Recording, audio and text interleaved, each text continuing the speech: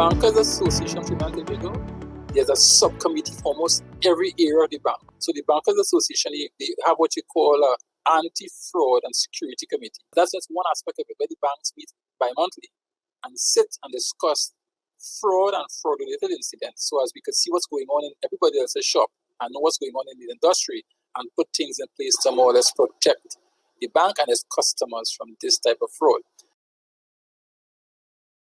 The foundation for fraud is deception. So they need to present things to you to make it look as real as possible, so as to fool the victim into believing what they are saying or what they are presenting, thereby causing injury to the victim in the context of that person parting with their goods or services and or cash. You just have to have a bank account. Even if you have no money in your bank account, you will still be used to a fraudster in the context of moving whatever money he has to move. When it comes to the business places, this is where the transactions will take place in terms of customer, goods and service, and merchant. What we saw is an uptick in what you call point of sale machine skimming. The fraudsters have been able to infiltrate these businesses through rogue employees.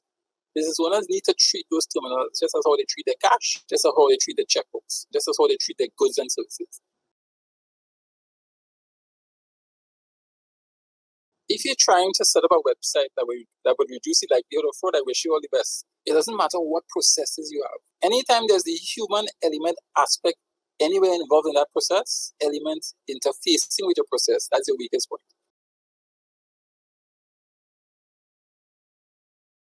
Business email compromise.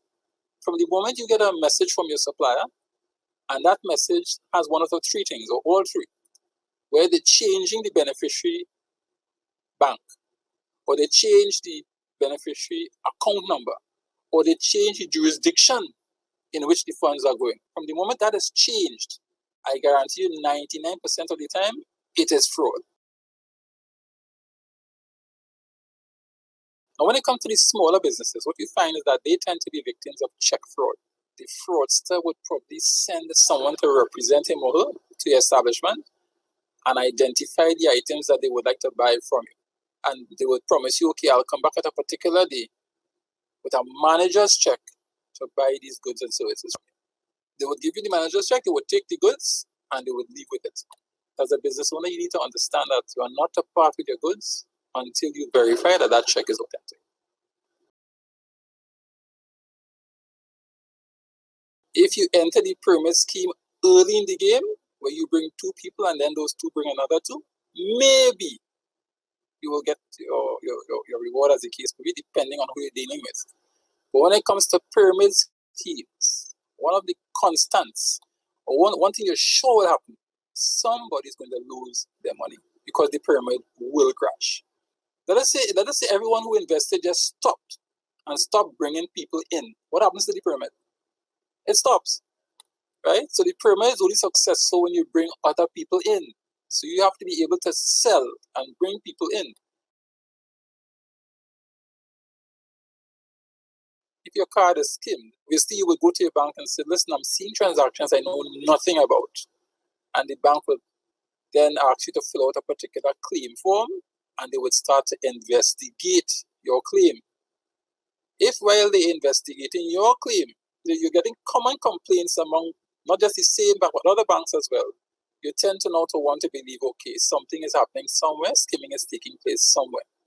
What all the banks would ask the customers to do is to fill out customer complaint form, to use the general term, and they would investigate, right, to determine whether it is skimming or what transpired. Because we've had numerous instances where persons claiming that they were skimmed simply because they know skimming is taking place and they've seen transactions on their account they know nothing about, only to find out later on is more or less a domestic situation, right? You wouldn't have 5,000 in your account.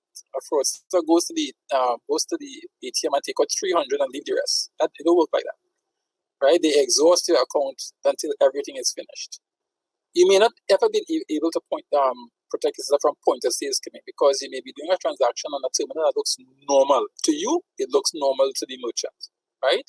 What I would advise customers to do is to make sure that you have online banking.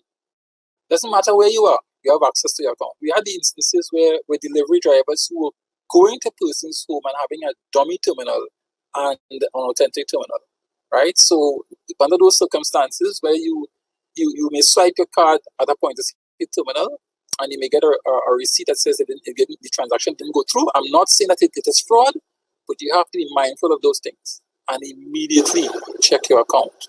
What you need to do is that to be mindful of where you did your transaction, right? Who processed the transaction for you once you see things on your account that don't look normal. Once you're a customer that has an online banking facility, you will have what you call a two-factor authentication approach, right? So from the moment you log on to your web page, the moment you send that transaction, that entire process is protected through the two-factor authentication process. So it is safe to do your banking online. It is much faster to do your banking online as well. In this digital day and age, it is important to have a bank account. Do not allow people to ask you, or do not allow people to use your account to perpetrate fraud or pass for proceeds of crime through your account, because you may run into a problem with your bank. That's one. Two, we are living on social media. From the moment you have a relationship with anybody on social media, it doesn't matter whether you're speaking to that person for, as I said before, 1 day, 1 week, 1 month, 1 year, 1 decade. From the moment that person brings a financial transaction into the conversation, whether they're asking you for money or whether they're sending money to you, 9 out of 10 times, it is fraud. It doesn't matter how friendly you are, it doesn't matter how much you trust them. From the moment they bring a financial transaction into the conversation, whether it's for $1, whether it's for $100 or $1 million, it more than likely is fraud. Walk away.